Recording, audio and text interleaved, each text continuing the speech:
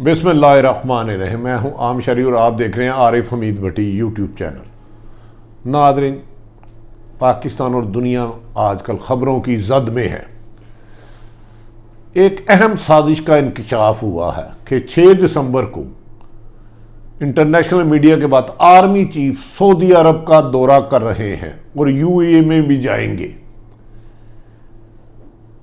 आईनी कानूनी माहिरीन, दफाई तजियाकार इसको इसराइल के साथ लिंक कर रहे हैं और अमेरिका की भी साजिश कर रहे हैं। याद रहे कि बहुत अरसे बाद हमने देखा है कि भारत का आर्मी चीफ सऊदी अरब का दौरा कर रहा है और ये उधर 2-3 दिन वहाँ स्टे करेंगे, 2 दिन ये यूएई में करेंगे स्टे। क्या इसके बाद सऊदी अरब, दुबई और इसराइल या इसराइल ईरान को निशाना बना रहा है? क्या ये इस हुकूमत अमरीका? कहा यह जा रहा है कि आर्मी चीफ को सऊदी अरब यूएई में भेजने में अमेरिकन लॉबियों का हाथ है। ताहम इसका आने वाले दिनों में पता चलेगा। 6 तारीख को जब वो वहाँ पहुँचेंगे, अहम मुलाकातें करेंगे और कुछ खुफिया मुलाकातें करेंगे। दूसरी तरफ, एक तरफ तो आसफ अली जरदारी मुफाहमत के बादशाह बच बचाव करने के लिए किसी अहम ताकतवर हलकों के कहने पे मैदान में हैं, तो दूसरी तरफ मौलाना फजल रहमान और मरियम पीडीएम के इस लाहौर के 13 तारीख के जलसे और लॉन्ग मार्च को हतमी मरहला और फाइनल राउंड करार दे रहे हैं और इनका दावा है कि इमरान खान की हुकूमत के रिज़ाइन ख़त्म किए बगैर वो वापस नहीं आएंगे। जबकि इमरान खान यही ऐलान दोहरा रहे हैं कि ना एनआरओ देंगे और आज उन्होंने एक तकरीर में कहा कि कोई मुझसे रियायत लेने की कोशिश ना करे और ब्यूरोक्रेसी को भी उन्होंने वार्निंग दी कि आइंदा तबादला नहीं फारग करेंगे। गो कि अभी तक 2.5 सालों में इमरान खान साहब ने किसी एक अफसर को करप्शन पे फारग नहीं किया। नाज़रीन, ताहम हम पहली स्टोरी पे से अभी शुरू हो जाते हैं। मौजूदा पाकिस्तान में पीडीएम की हिकमत अमली आप जान चुके हैं। मरियम नवाज़ और शहबाज शरीफ की कल मुलाकात हुई परवेज़ लाई के बाद। उसके बाद हिकमत हुई, जबकि शहबाज शरीफ ने का ख्याल था कि आखिरी लाइन क्रॉस ना की जाए और तमाम दरवाजे बंद ना किए जाए, इस्टेब्लिशमेंट से राब्तों का सिलसिला जारी रखा जाए। इमरान को वैसे गिराना नामुमकिन है। जबकि मरियम को उसके वालिद ने भी समझाया, लेकिन मरियम बाजिद थी। मरियम ने यह ऐलान किया है कि वो 13 नवंबर को लाहौर में जो पीडीएम का जलसा करेंगी, उससे पहले हर कौमी और सूबाई हलके में रोजाना एक दिन रैलियां निकालेंगी। मुस्लिम लीग नून ज़राए के मुताबिक इसमें अदलिया, इस्टेब्लिशमेंट और हुकूमत पर सख्त बमबारी की जाएगी।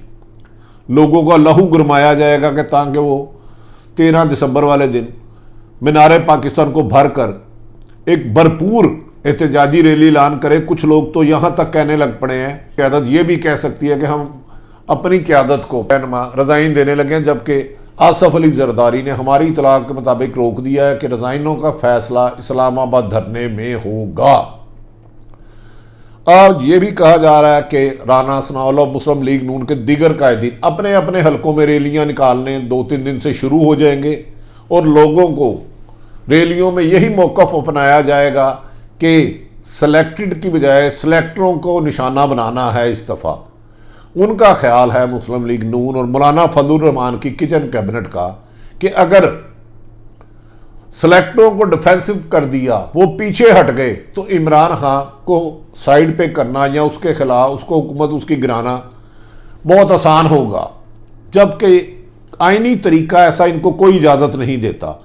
आइन में किसी भी हुकूमत को ख़त्म किया बिला वजह नहीं किया जा सकता। एक मार्शल लगाया जा सकता है जो गैर आइनी, गैर कानूनी है, जिसे पाकिस्तान की अवाम हरगिज़ कबूल नहीं करेगी और पाक फ़ौज भी कह चुकी है इस सिलसिले में किसी किस्म की मार्शल नहीं लगाया जाएगा। दूसरा तरीका है कि किसी वज़ीर आज़म के ख़िलाफ़ अदम एतमाद लाया जाए। अदम एतमाद होता है कि आप नंबर गेम से उन पर अदम एतमाद लाएँ। अगर ये अदम एतमाद लाते हैं, जो कि बज़ाहिर मुमकिन नहीं लगता, तो कामयाब हो जाती है तो यकीनन ख़त्म होगी। लेकिन अगली लड़ाई जंग छिड़ जाएगी। वज़ीर आज़म पीपल्स पार्टी का होगा, नून का होगा और इमरान खान इससे खौफनाक रिएक्ट करेंगे। ताकतवर हलके ये चाहते हैं कि कोई दरमियाना रास्ता निकाला जाए। या इमरान खान ने रिज़ाइन तो देना नहीं, अब दो आइनी तरीके रह गए, अदम एतमाद या रिज़ाइन। तीसरा रास्ता हर टकराव का, जलाओ घिराव का, तोड़ फोड़ का, मरने मारने का, मरवाने मरने का, इस किस्म की गुफ्तगू। नाज़रीन, मरियम नवाज साहबा ने हर अपने उम्मीदवार को बुला के हर किस्म की सूरत की।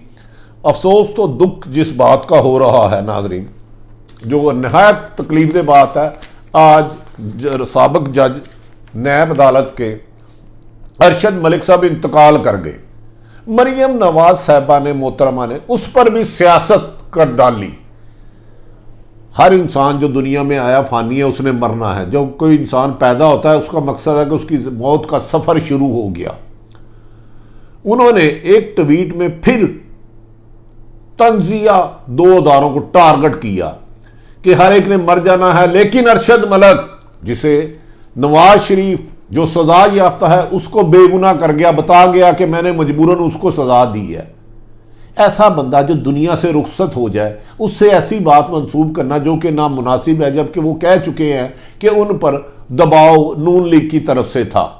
उनकी वीडियो नून लीग के सरकर्दा रहनुमाओं ने बुलाई। बहरहाल, जबकि नून लीग का कहना है हमेशा से कि उनके खिलाफ इंतकामी कार्रवाइयाँ न्याजी और नैब गठजोड़ की वजह से हो रही हैं। तो सियासत मेरा ख्याल है ऐसे कीचड़ में जा रही है जहां किसी का बचना इससे मुश्किल होगा। आने वाले दिनों में देखते हैं कि मरियम नवाज साहबा लाहौर के जलसे में अब सबकी नज़रें हैं, क्या जरदारी का जादू चला कि नहीं, क्या जरदारी की 5 दफ़ा एक हफ्ते में नवाज शरीफ से होने वाली गुफ्तगू और मुतअद्दिद बार होने वाली मौलाना फजलुर रहमान के बाद कोई थोड़ा सा लाहौर के जलसे में मरियम और नवाज शरीफ और मौलाना अदारों को हिट करते हैं नहीं करते, और मफाहमत का बादशाह ताकतवर हलकों से जो दरमियानी दोस्त है उनके ज़रिए कोई हल निकालता या नहीं निकालता। इसके लिए अब आपको ज़्यादा देर इंतज़ार नहीं करना पड़ेगा। ताहम रैलियाँ निकालना इनका हक है। कोरोना वायरस पूरे पाकिस्तान नहीं दुनिया में फैल चुका है। हम ख्वाहिश तो यही करेंगे, रैलियाँ इन कोरोना वायरस पे नहीं होनी चाहिए, लेकिन करना इख्तलाफ राय और पुरअमन एहतजाज मैं पहले दिन से कहता हूँ हुकूमत का कहता, हम इसमें जलाओ घराओ और टकराव से गुरेज करना चाहिए, और इसमें हुकूमत को भी बेहतर हिकमत अमली से फ्री हैंड दे के देखना चाहिए कि कितने लोग, 22 करोड़ की आवाम का फैसला अगर 10 लाख भी लोग आ जाते हैं तो वो जलसों का नहीं कर सकते, और ना जलसे जुलूसों से कभी हुकूमत गई ना जा सकती है। और अहम खबर जो आपको देता चले, इंटरनेशनल मीडिया के मुताबिक भारत के आर्मी चीफ 6 दिसंबर को सऊदी अरब का दौरा करेंगे। 2 दिन सऊदी अरब में रहेंगे, 2 दिन यूएई में रहेंगे। याद रखें कि यूएई को ईरान कह चुका है कि इसराइल ने हम पे हमला किया और खलीजी रियासतों ने अपने अड्डे दिए तो हम दुबई पे अटैक करेंगे। दुबई पे अटैक नहीं, ये ग्लोबल वार छिड़ जाएगी जिसे रोकना मुश्किल होगा।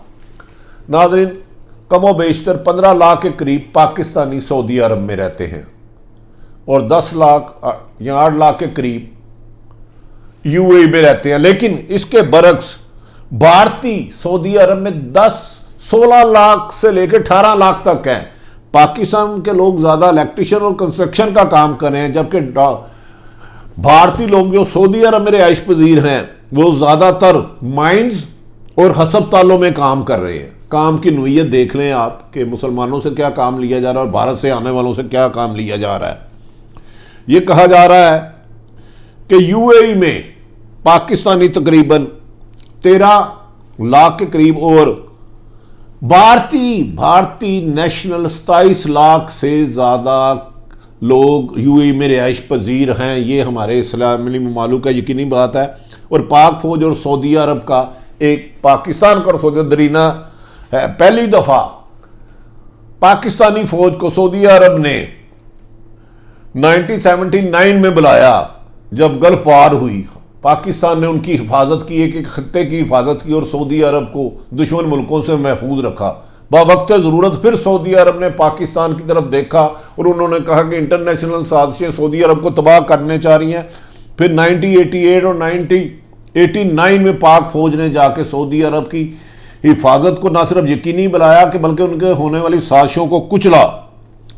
नारन इसी तरह कुछ हालात उस वक्त ख़राब हुए 2015 में, जब नवाज शरीफ से सऊदी अरब ने यमन में पाकिस्तानी फौज को जंग के लिए तलब किया, तो पाकिस्तान की कबीना और नवाज शरीफ साहब ने फौज देने से इनकार कर दिया, जिस पे सऊदी अरब सोहत नाराज हुआ, नाला हुआ। लेकिन पाकिस्तान ने कहा था कि हम किसी भी मुसलमान मुल्क पर हमला नहीं करेंगे। याद रखें कि नाज़रीन, सऊदी अरब के पास ज़्यादा फाइटिंग आर्मी नहीं है, लेकिन दुनिया में आपके लिए काबिल हैरत होगी, पूरी दुनिया में तीसरा बड़ा मुल्क है जो जदीद असला खरीदता है, सऊदी अरब। उनके गुदाम के गुदाम असलों के बड़े हैं, लेकिन उनके पास इतनी कॉम्पिटेंसी नहीं कि वो असले को इस्तेमाल किया जा सके, इसलिए वो पाकिस्तानी फ़ौज को मंगवाते हैं कि वो उसका इस्तेमाल कर सके। तीसरा मुल्क है जो सबसे ज़्यादा असला खरीदता है दुनिया भर में। नाज़रीन, आखिरी दफ़ा पाकिस्तान को दबाव डालने के लिए इन्होंने एक स्ट्रेटेजी बनाई कि कहेंगे पाकिस्तान को लोग निकाल देंगे। कुछ अर्सा पहले आर्मी चीफ कहाँ गए तो सऊदी शहजादे ने उनसे मिलने से इनकार कर दिया, उनसे मिलने से इनकार कर दिया। इसका मतलब है खलीजी रियासतें इस वक्त जंग की लपेट में किसी वक्त भी आ सकती हैं, तमाम जब तक होती नहीं उस वक्त तक खबर का बारे में आपको इंटरनेशनल मीडिया की जो इन्फॉर्मेशन है आप तक शेयर की जा सकती है, लेकिन जब होगा तो उसका नुकसान यकीनन ज़्यादा होगा। एक बड़ी हैरत वाली बात हुई नाज़रीन कि आज मोहतरम मियाँ मोहम्मद नवाज शरीफ जो वोट की इज्जत की बात करते हैं, जो आइन और कानून की पासदारी की बात करते हैं, आज इस्लामाबाद हाई कोर्ट ने उनके इख्तियारी होने का तहरीरी हुक्मनामा जारी कर दिया है। क्या वो आइन और कानून की पासदारी करते हुए पाकिस्तान में आएंगे, कानून का सामना करेंगे? अदालतों से बरी होते हैं तो सियासत करना उनका हक है। हर मौजूदा इंटरनेशनल और पाकिस्तानी और PDM की सूरत हाल हमने आपके सामने रख दी। नाज़रीन, आने वाले वक्त में क्या होता है वक्तन वक्तन आपको आगाह करते रहेंगे। अपने इर्द गिर्द रहने वालों की खुशियों का ख्याल रखें, किसी की बुराई का, किसी के गम का सबब ना बने। अगर आरिफ हमीद भट्टी की गुफ्तगू पसंद आए तो चैनल को हो सके तो सब्सक्राइब करें। पाकिस्तान जिंदाबाद।